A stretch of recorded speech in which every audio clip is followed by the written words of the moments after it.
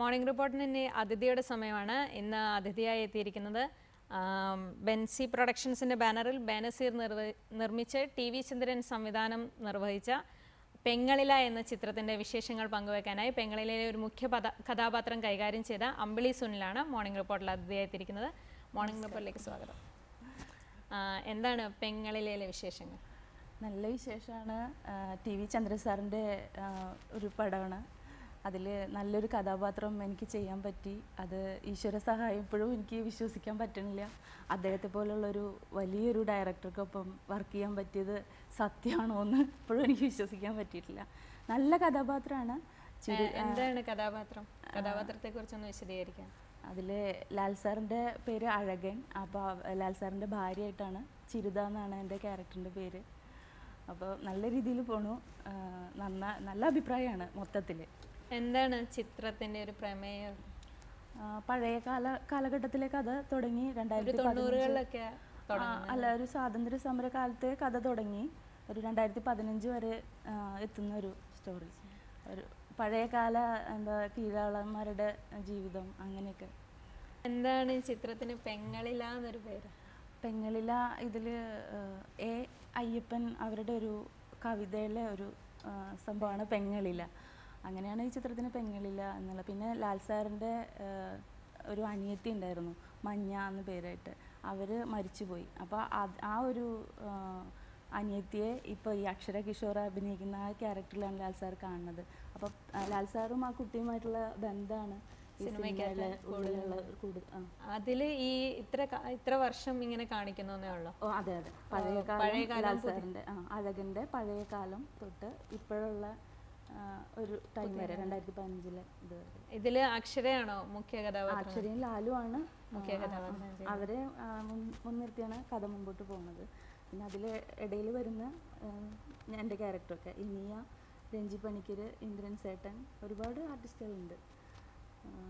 എങ്ങനെയാണ് അമ്പിളി സിനിമയിലേക്ക് എത്തുന്നത്? TV ചന്ദ്രന് ഒരു വലിയൊരു സംവിധായകനാണല്ലോ, അതും സമാന്തര സിനിമകളാണ് കൂടുതലും ചെയ്തിട്ടുള്ളത്. അപ്പം ഈ TV ചന്ദ്രൻ സാറിൻ്റെ ഈ ഒരു സിനിമയിലേക്ക് എങ്ങനെയാണ് എത്തുന്നത്?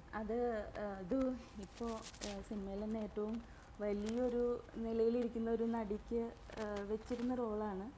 അപ്പോൾ അത് പെട്ടെന്ന് അവർക്ക് ഡേറ്റിൻ്റെ പ്രോബ്ലമൊക്കെ വന്നപ്പോൾ ഞാൻ അന്വേഷിച്ചുകൊണ്ടിരിക്കുന്നു. അപ്പോൾ എൻ്റെ ഫോട്ടോയും ചെന്നു.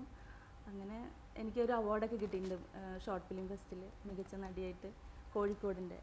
ഏത് ഷോർട്ട് ഫിലിം? മാതളം. അങ്ങനെ അതിൻ്റെ ജൂറി മെമ്പേഴ്സായിരുന്നു ഇതിൻ്റെ പ്രൊഡക്ഷൻ കൺട്രോളർ. അങ്ങനെ എത്തിയതാണ്.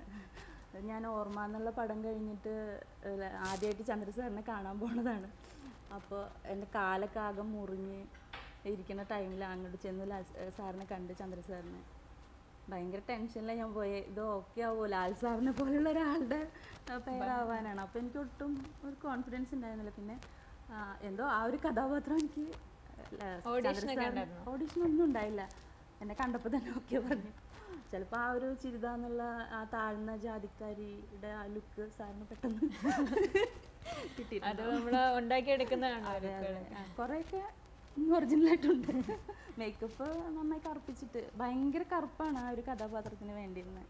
അപ്പോൾ എൻ്റെ ഈ കളർ തന്നെ അതിലും ഭയങ്കരമായിട്ട് കറുപ്പിച്ച് എന്തോ ഇപ്പോഴും വിശ്വസിക്കാൻ പറ്റിയിട്ടില്ല. എങ്ങനെ തോന്നുന്നു ഇപ്പോൾ ഈ ക്യാരക്ടർ ചെയ്ത് കഴിഞ്ഞപ്പോൾ നന്നായിട്ട് ചെയ്യാൻ പറ്റും? സിനിമ ഇറങ്ങുന്നവരെ ഭയങ്കര ടെൻഷനിലായിരുന്നു. പിന്നെ ഇറങ്ങിക്കഴിഞ്ഞപ്പോൾ എല്ലാവരുടെയും ഭയങ്കര അഭിപ്രായമാണ് ക്യാരക്ടറിനെ പറ്റിയിട്ട്. അപ്പോൾ സന്തോഷമാണ്, മനസ്സിൽ നിറഞ്ഞ സന്തോഷം. എങ്ങനെ TV ചന്ദ്രൻ സാർ ഒരുപാട് സഹായിച്ചോ അഭിനയിക്കാൻ? ഒരുപാട് സഹായിക്കല്ല, അദ്ദേഹം കഷ്ടപ്പെട്ടിട്ടുണ്ട്, ഒരുപാട് കഷ്ടപ്പെട്ടിട്ടുണ്ട്. എന്താ വെച്ചാൽ ഞാൻ കുറേ പടങ്ങൾ ചെയ്തിട്ടുണ്ട്. ഒക്കെ ഈ ഫസ്റ്റ് ടേക്ക് തന്നെ ഓക്കെയാണ്. അപ്പം ഞാൻ ആ ഒരു ഭയങ്കര കോൺഫിഡൻസിലേക്കാണ് വരണേ. അത് ആദ്യത്തെ ദിവസം തന്നെ എനിക്ക് പോയി കിട്ടി. ആദ്യത്തെ ടേക്കിൽ തന്നെ അതല്ലായിരുന്നു വേണ്ടത് സാറിന്. ഞാൻ എന്ത് ചെയ്തിട്ടുണ്ടോ, ഞാൻ എന്തതിൽ അഭിനയിച്ചിട്ടുണ്ടോ, ഓരോ നോട്ടം പോലും എല്ലാം സാറ് പറഞ്ഞ അനുസരിച്ച് തന്നെ, എൻ്റേതായിട്ടുള്ള ഒന്നും അതിലില്ല. സാറിന് എന്നെ എല്ലാ ക്രെഡിറ്റും. ഭയങ്കരമായിട്ട് കഷ്ടപ്പെട്ടിട്ടുണ്ട്. കുറച്ചധികം ടേക്കൊക്കെ പോയിട്ടുണ്ട്. ഒരുപാട് സമയനഷ്ടം ഉണ്ടായിട്ടുണ്ട്. പക്ഷേ എങ്ങനെയാണ് സിനിമയിലേക്ക് വരുന്നത്? ഈ സിനിമയല്ല, സിനിമയിലേക്ക് വരുന്നത് ഞാൻ നേരത്തെ ചെറുപ്പത്തിൽ ഡ്രാമ ആർട്ടിസ്റ്റ് ആയിരുന്നു. സാധാരണ അമേച്ചർ പ്രൊഫഷണലൊക്കെ ആയിട്ട് ചെയ്തിട്ടുണ്ട്. പണ്ട് കാലം തൊട്ടുണ്ട് ഒരു 17 വയസ്സ് മുതൽ. അത് കഴിഞ്ഞിട്ട് പിന്നെ കല്യാണം കഴിഞ്ഞു. പിന്നെ അതിൽ നിന്ന് വിട്ടു നിന്നു. കുടുംബം, കുട്ടികൾ. പിന്നെ ഇപ്പോൾ 2 വർഷമായിട്ടുള്ളൂ പിന്നെയും തുടക്കം എൻ്റെ കാറ്റ് എന്ന സിനിമയാണ്. പിന്നെ അവിടെ നിന്ന് വെളിപാടിൻ്റെ പുസ്തകം, ദൈവമേ കൈതൊഴാൻ കേൾക്കുമാറാകണം, കഥ പറഞ്ഞ കഥ, പഴയ ബോംബ് കഥ, ഒരുപാട് ചിത്രങ്ങൾ. ഈ സിനിമയാണ് ഇത്രയും ശ്രദ്ധിക്കപ്പെട്ടത്. അതെ അതെ, വലിയൊരു ക്യാരക്ടർ, നല്ല ക്യാരക്ടർ ചെയ്തതുണ്ട്. ഒക്കെ റിലീസാവെല്ലാം പണിപ്പുരയിലാണ്. ഇപ്പോൾ എൻ്റെ ചിത്രം ഓർമ്മ ഇതിനൊപ്പം തന്നെ ഇറങ്ങി. ഓർമ്മ നല്ല വേഷമാണ്. VK ബൈജിച്ചേട്ടൻ്റെ വൈഫായിട്ട് അതൊരു കൊല്ലത്തി. എനിക്ക് കൂടുതൽ അങ്ങനെയുള്ള ക്യാരക്ടറാണ് എനിക്ക് ഇണങ്ങുക. സാധാരണ അത് നല്ല വേഷമാണ്. എനിക്ക് പടം കാണാൻ പറ്റിയിട്ടില്ല. ഇത് കണ്ടോ? ശേഷം അത് ആദ്യത്തെ ദിവസം തന്നെ കണ്ടു. ഓർമ്മ കാണാൻ പറ്റിയിട്ടില്ല. നല്ല വേഷമാണ്. എല്ലാവരും ഓർമ്മയും കാണണം, പെങ്ങളിലെ കാണണം. നല്ലൊരു പടമാണ്. ഈ ലാലിൻ്റെ ഭാര്യയായിട്ടുള്ള വേഷമാണല്ലോ ഇതിൽ. അപ്പം എങ്ങനെയാണ് ആ ഒരു വേഷം ലാലിനെ ഇപ്പം ലാല് അനിയത്തിയെ ആയിട്ടുള്ള ഒരു റിലേഷനാണ് പറയുന്നത്. അപ്പം അമ്പിളിയുടെ കഥാപാത്രം അതിനോട് എങ്ങനെ ചേർന്നിരിക്കുന്നു? എൻ്റെ കഥാപാത്രം സത്യമായിട്ട് ലാൽ സാറിന് എന്നെ ഇഷ്ടമല്ലാതെ കല്യാണം കഴിച്ചിട്ടുള്ളതാണ്. ആ കഥയിൽ ലാൽ സാറിന് ഇഷ്ടപ്പെടാതെ അതിൻ്റെ പ്രശ്നങ്ങളൊക്കെ. അതെ അതെ, അത് പഴയ കാലഘട്ടത്തിലെ കല്യാണമാണ്. പക്ഷെ ഞങ്ങളുടെ കല്യാണം എന്നെ കഴിച്ച ഉടനെ ഞങ്ങൾക്ക് വീട്ടിൽ നിന്ന് ഇറങ്ങേണ്ട ഗതികേട്. അപ്പം തന്നെ പെര പൊളിക്കുകയാണ്. വീട്ടിലേക്ക് കയറാൻ പറ്റില്ല. അപ്പോൾ പായയും തുണിയും ഒക്കെ എടുത്ത് കെട്ടിയ ഉടനെ എല്ലാം എടുത്ത് പോവുകയാണ്. നാട് മാറി, ഓരോ സ്ഥലങ്ങൾ മാറി മാറി, എവിടെയും താമസിക്കാൻ സൗകര്യം തരില്ല. അങ്ങനെ പഴയ കാലത്തെ കഥയല്ലേ. ഈ നമ്മുടെ കേരളത്തിലെ ഒരു സാമൂഹ്യ പശ്ചാത്തലമൊക്കെ ഇതിനകത്ത് പ്രതിഫലിക്കുന്നുണ്ട്. പഴയ കാലത്ത് അല്ലെ താഴ്ന്ന ജാതിയിലുള്ളവർ അനുഭവിക്കേണ്ടി വരുന്ന പ്രശ്നങ്ങൾ, അതൊക്കെ ഇതിനകത്ത് പ്രതിഫലിക്കുന്നുണ്ട്. അല്ല, ഒരു സാമൂഹികമായിട്ടുള്ള ഒരു സിനിമ തന്നെ ആയിട്ടാണ് എടുത്തിരിക്കുന്നത്. അതെ അതെ. പാട്ടല്ല, കവിത പോലെയാണ്. കവിതകളാണ് ഇതിനകത്ത്. എത്ര പാട്ടുണ്ട്? 2 കവിത ടൈപ്പിലാണ്. ആരെഴുതിയത്? സച്ചിദാനന്ദന്റെ കവിതയാണ്. കറക്റ്റ് എങ്ങനെ പാട്ടിന് സീനിലുണ്ടായിരുന്നു അഭിനയം? ഒരു പാട്ടിന്റെ സീനിലുണ്ട്. എങ്ങനെയാണ് ഈ ഒരു ചിത്രത്തിന്റെ അഭിനയം മൊത്തത്തിൽ വിലയിരുത്തുമ്പോൾ എന്താണ് ഫീൽ ചെയ്യുന്നത്? ഇനിയും വരുന്ന ചിത്രങ്ങളും ഇങ്ങനെ തന്നെ ലഭിക്കണമെന്നുള്ള ക്യാരക്ടറുകളാണ് എനിക്ക് കൂടുതൽ ഇഷ്ടം. ഞാൻ പറഞ്ഞില്ലേ, ഈ ഡള്ളായിട്ട് അങ്ങനെയുള്ള ക്യാരക്ടർ കൂടുതൽ ഇഷ്ടമാണ്. അതുകൊണ്ട് നാടകത്തിൽ അങ്ങനത്തെ ക്യാരക്ടേഴ്സ് ആണ് അല്ല, എല്ലാം ചെയ്തിട്ടുണ്ട്. ഇത് പക്ഷെ എനിക്ക് കൂടുതൽ ഇണങ്ങുന്നത് എനിക്ക് ഇതാണെന്ന് തോന്നിയിട്ടുണ്ട്. അപ്പോൾ അതുകൊണ്ട് സാധാരണ അങ്ങനെയുള്ള ഒരു ക്യാരക്ടർ എടുക്കാനായിട്ട്. സാധാരണ ക്യാരക്ടേഴ്സ് ആണല്ലോ ശരിക്കും ഭയങ്കര പവർഫുൾ ആയിട്ട് നമ്മൾ ചെയ്തെന്ന് തോന്നുന്നു. ഈ നാടകത്തിലും സിനിമയിലും എന്തെങ്കിലും വ്യത്യാസം തോന്നിയിട്ടുണ്ടോ? ഒരുപാട് വ്യത്യാസമാണ്. അത് ഞാൻ പറഞ്ഞില്ലേ, ഇപ്പൊ ഈ കൂടുതൽ സാറിൻ്റെ ഒക്കെ അടുത്ത് വന്നപ്പോൾ ഞാനത് എന്താണെന്നുള്ളത് പഠിച്ചത് തന്നെ. നാടകം വേറൊരു ലെവലാണ്. ഇതിൽ സിമ്പിളായിട്ട് ചെയ്താൽ മതി. ഇപ്പം ഞാനത് മാറ്റി മാറ്റി കൊണ്ടുവരുന്നു. ആയി വരുന്നേ ഉള്ളൂ, തുടക്കല്ലേ. നാടകത്തിൽ കുറേ റിയലിസ്റ്റിക് ആയിട്ട് ചെയ്യണ്ടേ? നമ്മൾ ആൾക്കാരുടെ മുമ്പിൽ അപ്പം തന്നെ നമ്മൾ അഭിനയിക്കല്ലേ? കുറച്ചും കൂടി ഇതായിട്ട് ചെയ്യണം. എക്സ്പീരിയൻസ് എങ്ങനെയാണ് വ്യത്യാസം? ഡ്രാമ ചെയ്യുമ്പോൾ കൂടുതൽ മനസ്സിന് സന്തോഷമാണ്. കൂടുതൽ ഇഷ്ടം നാടകമാണ്.